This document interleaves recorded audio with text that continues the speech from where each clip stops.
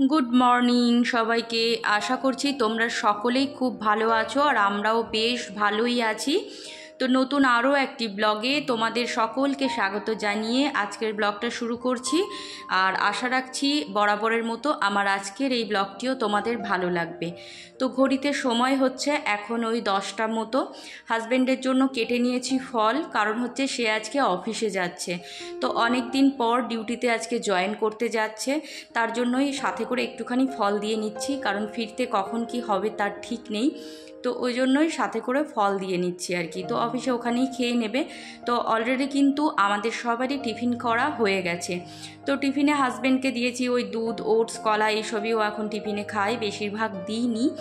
আর এখানে দেখো ওর ইউনিফর্মটা প্লাস্টিকের মধ্যেই নিয়ে নিয়েছে, কারণ যা গরম বাইরে, প্রচুর রোদ্দুর আজকে। তো ওই জন্য ইউনিফর্ম পরে অতক্ষণ থাকা সত্যিই যেন প্রচণ্ডভাবেই কঠিন। আর ওদের পুলিশের ইউনিফর্ম প্রচণ্ড কাপড়টা মোটা হয়, তো ওই জন্য সাথে করে নিয়ে যাচ্ছে, এমনি সিভিল ড্রেসেই যাচ্ছে। আর এই যে সাথে করে আমি টুপিটাও দিয়ে দিলাম, আর হচ্ছে চশমা, আর এই যে টিফিন বক্সটা ভরে দিলাম। তো এই আর কি রেডি করে দিচ্ছি। তো অনেক দিন পর অফিসে যাচ্ছে, মনটা বেশ ভালোও লাগছে জানো তো। তো কতদিন পর আর কি ছুটি শেষ করে এই যে আজকে জয়েন করতে যাচ্ছে। আমাদের বাড়ির পুরুষেরা যখন দেখবে কোনো কাজ করে, তারপর সেই কাজ থেকে অনেক দিন ছুটি কাটায়, তারপর যখন আবার সেই কাজে ফেরে, তখন কিন্তু আমাদের মেয়েদের মনটা ভীষণভাবেই খুশি লাগে, তাই না বলো? কারণ হচ্ছে দেখবে তারা যখন বাড়িতে বসে থাকে তখন কিন্তু মনটা তাদের তো ভালো থাকেই না, কারণ তারা সবসময় কাজী মানুষ, তো তারা কাজ করতেই ভালোবাসবে। পুরুষ মানুষ বাড়িতে বসে থাকবে, তাদের পক্ষে কিন্তু এটা সত্যিই কি বলবো, মেনে নেওয়ার মতো না। আবার ওদের কষ্ট দেখে আমাদের মেয়েদেরও কিন্তু কষ্ট হয় যে মানুষটা বাড়িতে বসে বসে কষ্ট পাচ্ছে। তো পাঁচজনের সাথে মিশলে, বাইরে বেরোলে দেখবে মন অনেকখানি ভালো থাকে। তো যেই না হাজব্যান্ড বেরিয়ে গেল, তারপর দেখো কাজে লেগে গেলাম। তো এই যে প্রথমে বিছানাপত্র কিন্তু সকালবেলায় আমার এই রুমটা তোলা হয়ে গেছে। তো একটুখানি এই যে জানালা দিয়ে রোদ্দুর আসে, তো সেই বিছানাতে যাতে একটুখানি রোদ্দুর পায় তার জন্য জানালাটা খুলে রাখা ছিল। তো এখন তো একটু বেলা হয়ে গেছে, তো ওই জন্য জানালাটা বন্ধ করে দিলাম। আর এখন দেখো বিছানাটা জাস্ট ঝেড়ে নিচ্ছি, আর ফার্নিচারগুলো একটু হালকা করে মুছে নেব, তাহলেই এই রুমটা আমার কাজবাজটা কমপ্লিট হয়ে যাবে। আর পরশু দিন এই যে যেখানে প্ল্যান্টটা আছে আর্টিফিশিয়াল আমার, সেখানে দেখো সেই পাপোশটা রেখেছিলাম, তোমাদের দেখিয়েওছিলাম। এখন আবার কি করেছি বলো তো, কালকে আবার সেই গ্র্যাস কার্পেটটা পেতে দিয়েছি, ছোট্ট যে গ্র্যাস পাপোশগুলো হয় সেটা আবার পেতেছি জানো তো। তো আমার তো মনে হচ্ছে গ্র্যাসটাই বেশি ভালো লাগছে। আমার ঘরের চারিদিকে এত খুচখাচ জিনিস পড়ে থাকে, এইগুলো জায়গা মতো গুছিয়ে গুছিয়ে রাখতেই না আমার অর্ধেক দিন পার হয়ে যায়। তো এই যে দেখো গ্র্যাস কার্পেটটা, মানে গ্র্যাস কার্পেট ঠিক না, যাই হোক পাপোশ যেগুলো, তো দেখো কি সুন্দর লাগছে, তাই না বলো? সবুজ যেখানে থাকবে সেখানেই কিন্তু চোখ জুড়িয়ে যাবে। তো এই যে ঘরটাকে মানে গোছগাছ করে নিয়ে এখন চলে এসেছি এই বেসিনটাকে পরিষ্কার করতে। তো এই বেসিনটা কি বলো তো, প্রত্যেক দিন কিন্তু আমাকে পরিষ্কার করতে হয়। খুব রেয়ার যদিও বা একদিন দুদিন বাদ চলে যায়, তাহলে সেদিন আমি কি করি বলো তো, সন্ধেবেলা করে নিই। আর এটা যেহেতু ডাইনিংয়ের একদম সামনেই, তাই কিন্তু ওই জলের দাগ বা নোংরা হয়ে থাকলে দেখতে কিন্তু মোটেও ভালো লাগে না। তাই কখন কোনটা কি কাজ করব সেটা কিন্তু নিজেকেই সময় মতো করে ঠিক করে বের করে নিতে হয়। আর এই সব টুকিটাকি কাজগুলো যদি আমরা প্রতিদিনের অভ্যাসে নিয়ে নিতে পারি না, তাহলে কিন্তু ঘরবাড়ি একদম নতুনের মতোই ঝকঝকে পরিষ্কার পরিচ্ছন্নই থাকে।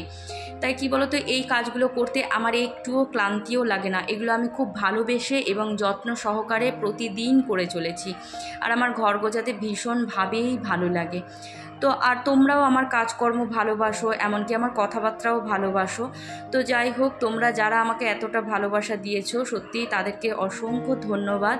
তো তোমাদের মধ্যে মৌসুমি, তুমি যে কি কমেন্ট করেছো আমি কিছুই বুঝতে পারিনি তোমার কমেন্টের মানেটা। হয়তো তুমি এটাই মানে করেছো কি বলো তো, যে তুমি আমার ভিডিও দেখো কাজ, সংসারের কাজ সামলে, তাই আমি কেন তোমার ভিডিও দেখি না, সেটা হয়তো বলেছো।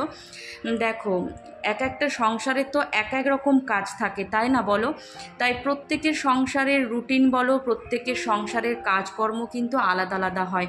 তুমি রাগ করো না আমি এটা বলছি বলে, কিন্তু কি বলো তো, সবসময় আমি এটা স্পষ্ট কথা বলতেই পছন্দ করি।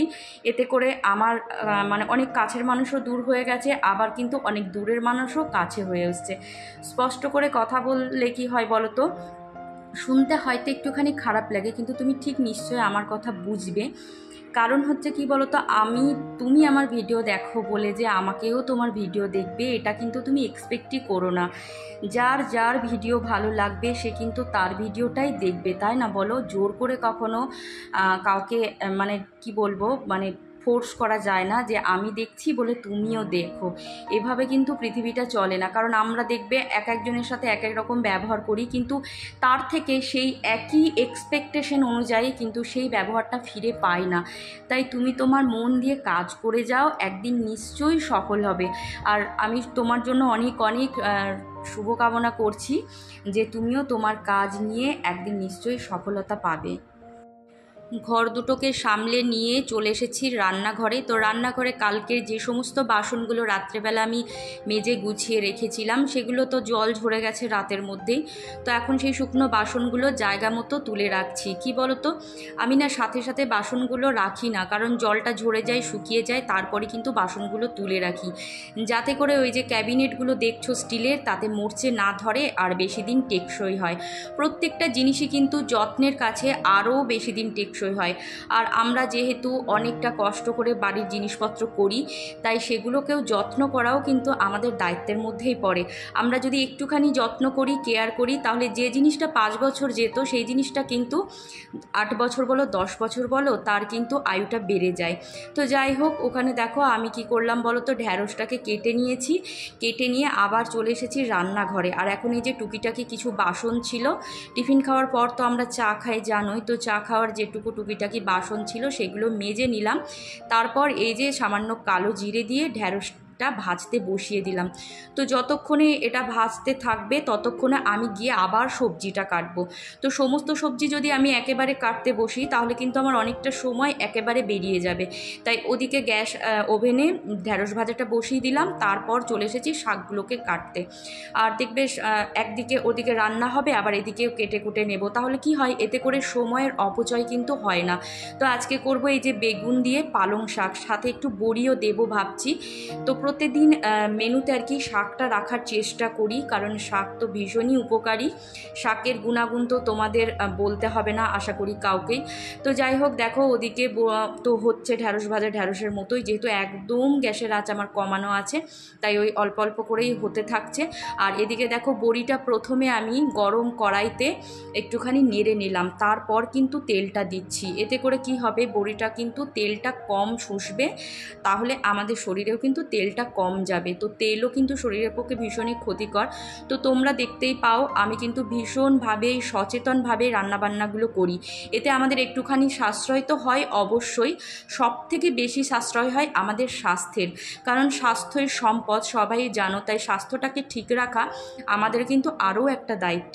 তো দেখো এই যে প্রথমে বড়িটাকে ভেজে তুলে রাখলাম, তারপরে এই যে বেগুন কেটেছিলাম সামান্য, তো বেগুনটা দিয়ে নিলাম। আর অবশ্যই শাকে কিন্তু শুকনো লঙ্কার রসুন ফোড়ন দিয়েছি। শুকনো লঙ্কার রসুন ফোড়ন দিলে মানে যে কোনো শাকে দেখবে রসুন ফোড়নটা কিন্তু খুব ভালো যায়, ভীষণ মানে ভালো লাগে। তো ওই জন্য দেখো শাকটা ওদিকে বসিয়ে দিয়েছি, তা করতে করতে এদিকে আমার ঢ্যাঁড়স ভাজাটাও হয়ে গেছে। তো আবার যাব সবজি কাটতে। তো আমি কিন্তু এই টেকনিকেই কাজকর্মগুলো করি জানো তো, যাতে করে সময় নষ্ট না হয়। সব কিছু কাজ স্মার্টলি টাইম টু টাইম করাটাই হচ্ছে আমাদের সুগৃহিণীর লক্ষণ, তাই না? তো এই যে দেখো শাকটাও কমপ্লিট হয়ে গেছে, আর বললে বিশ্বাস করবে না, শাক থেকে এক গাদা জল বেরিয়ে যাচ্ছে। তো দেখতেই পাচ্ছ আলুটাও কেটে নিয়েছি, এদিকে পেঁয়াজও কুচিয়ে নিয়েছি, ডিম সেদ্ধ অলরেডি আগেই করে রেখেছিলাম। তো এই যে এখন তরকারিটাও কমপ্লিট হয়ে গেছে। তো চলো আজকের মেনু এটুকুই। আর হ্যাঁ, কালকে ডাল আছে, সেটাই একটুখানি গরম করে নেব। ওই লাউ দিয়ে মুগ ডালটা অনেকটাই থেকে গেছে, যেহেতু একবেলা ভাত খাই তো, আর রাত্রেবেলা তো রুটি খাই, ওই জন্য সবজি যেটুকু যাই করি না কেন অনেকটা থেকে যায়। আর আমাদের মেয়েদের সবজি টবজি খাওয়া খুবই কম, মানে আমিও সবজি খুব কম খাই। তো আর এই দেখো কালকে এই যে কিছু গ্রসারি এনে রাখা হয়েছিল সেগুলোই এখন জায়গা মতো গুছিয়ে নিচ্ছি। তো রান্নাটা সেরে নিয়েছি বলে কি বলতো একটুখানি হাতে সময়ও পেয়ে গেছি, তাই ভাবলাম যে চলো গ্রসারিগুলোকে তুলে নিই। তো এখন কিন্তু এই যে বড় বড় যে জারগুলো থাকে মোটামুটি আমার মাসকাবারি সব কিছু আছে, তো যেগুলো যা শেষ হয়েছে সেগুলোই নিয়ে এসেছি। মানে এই নয় যে মাসের প্রথমে এক গাদা করে মাসকাবারি নিয়ে চলে আসবো, সেভাবে কিন্তু আমি কিনি না। আর এদিকে দেখো ব্যাগগুলো কি করি বলো তো, ওই যে একটা বালতির মধ্যে রেখে দিই, তাহলে যখন যেরকম সাইজের ব্যাগ প্রয়োজন হয় আমরা কিন্তু সেই মতো নিতে পারি। আর তা করতে করতে আমার হাজব্যান্ডও কিন্তু অলরেডি অফিস থেকে চলে এসেছে, আর সাথে করে এই যে এই দাদাকে নিয়ে এসছে। ইনি আমাদের এই কেবেলেরই মানে দাদা আর কি, নিজেই থাকে আমাদের, তো ওনাকে দিয়েই আর কি এই নেম প্লেটটা লাগানো হচ্ছে। তো নেম প্লেটটা 3-4 দিন ধরে ওই রকমভাবেই মন্দিরের কাছে ছিল, তো আজকে লাগানোর পর বেশ ভালো লাগছে, মানে একটা কাজ কমপ্লিট হলো। কোনো কাজ যখন সংসারে আমাদের পেন্ডিং থাকে মোটেও ভালো লাগে না, মনটা মনে হয় সেই কাজটা কতক্ষণে কমপ্লিট হবে। তো এই যে দেখো আমার কৃষ্ণকুঞ্জ। আর তোমাদের মধ্যে একজন জিজ্ঞেস করেছো যে এই নামটা কে ঠিক করেছে, তো এই নামটা আমি ঠিক করেছি। তো তোমাদের যে ভালো লেগেছে সেটাও বেশ ভেবে আমারও ভালো লাগছে। আর দেখো হাজব্যান্ড অফিস থেকে আসার পর তার যত রাজ্যের গল্প কি কি হয়েছে না হয়েছে, অফিসে কে কী বলেছে না বলেছে, সেগুলো এখন বসে বসে গল্প করছি। তো দেখো সময় মতো রান্নাবান্না হয়ে গেলে কিন্তু আমরা পরিবারের সদস্যদেরও একটু করে সময় দিতে পারি, তাই না? আর এই যে কোয়ালিটি টাইম স্পেন্ড করা, এটা কিন্তু আমাদের ভীষণভাবেই প্রয়োজন। আমরা যত বেশি সোশ্যাল মিডিয়ার থেকে দূরে থাকবো, নিজের বাড়িতে সময় দেব, তত দেখবে আমাদের সম্পর্কগুলোও কিন্তু আরও মজবুত হবে, আর সেই সম্পর্কে কিন্তু অবশ্যই প্রাণ থাকবে। তাই মোবাইল আছে মানে বা সোশ্যাল মিডিয়াতে আছো মানে এই নয় যে সব সময় সেখানেই পড়ে থাকবে। অবশ্যই ভালো কিছু দেখো, শোনো, আর সেখান থেকে দেখে শুনে নিজের জীবনে সেই শিক্ষাগুলো নাও, তাহলেই দেখবে জীবন আরও অনেক বেশি সুন্দর হবে। মহুয়া, তুমি জানতে চেয়েছো আমার ছোট মেয়ে কোন ক্লাসে পড়ে। তো আমার ছোট মেয়ে ক্লাস 7-এ পড়ে। আর আমরা কোন ফ্লোরে থাকি? আমরা হচ্ছে 3rd ফ্লোরে থাকি। ঋতুপর্ণা রয়, তুমি বলেছো যে আমার ঠাকুর ঘরটা খুব সুন্দর। তুমি একদম ঠিক কথা বলেছো। আমি আর আমার হাজব্যান্ড অনেকটা প্ল্যান করে কিন্তু ওই মন্দিরটা বানিয়েছি। অনেকে কি বলতো দেখবে যে ঘরের মধ্যে ঠাকুর রাখে, কিন্তু আমি চেয়েছিলাম কি বলতো একদম ডাইনিংয়ের মধ্যে ঠাকুর ঘর থাকবে, মানে যে ঘরে যাব যেখানে যাব তখন যেন ঠাকুরের দর্শন করতে পারি, সবসময় আমার চোখের সামনে থাকবে। ঘরের মধ্যে থাকলে দেখবে আমরা কিন্তু সবসময় ঠাকুর দর্শন করতে পারি না, সেই রুমে তো আর সবসময় থাকি না। তাই যদি ডাইনিংয়ে মন্দির বানানো যায় বা ঠাকুরের জায়গা করা যায়, তাহলে কিন্তু কি হয় যে যেদিকেই যাই না কেন, যখনই যাই ঘুরে বেরিয়ে কাজ করি না কেন, সবসময় কিন্তু ঠাকুরের দিকে আমার চোখটা যায়। তো ওটাই ভেবেই আর কি আমার ডাইনিংয়েই ঠাকুর ঘরটা বানানো হয়েছে। এই প্ল্যানটা যে আরও অন্য মানুষদেরও এত পছন্দ হবে, তো সেটা ভেবেই ভালো লাগাটা আরও অনেকখানি বেড়ে যায়। এখন এই যে হাজব্যান্ড আর ছোট মেয়েকে ভাত বেড়ে দিলাম, ওরা খেয়ে নিক, ততক্ষণে আমি ঝাড়টা কমপ্লিট করে দিয়ে নিই, তারপর ঘরটা মুছেই চলে যাব স্নানে। আর বড় মেয়ে পুজো সেরে দেবে, তাহলে এবেলার মতোই কাজকর্ম সব কিছু কমপ্লিট হয়ে গেল। তো চলো আজকের মতো বিদায় চেয়ে নিচ্ছি, দেখা হবে আবারও নতুন একটি ব্লগের সাথে। তোমরা সকলেই খুব ভালো থেকো, সুস্থ থেকো, আর অনেক আনন্দে থেকো। টাটা।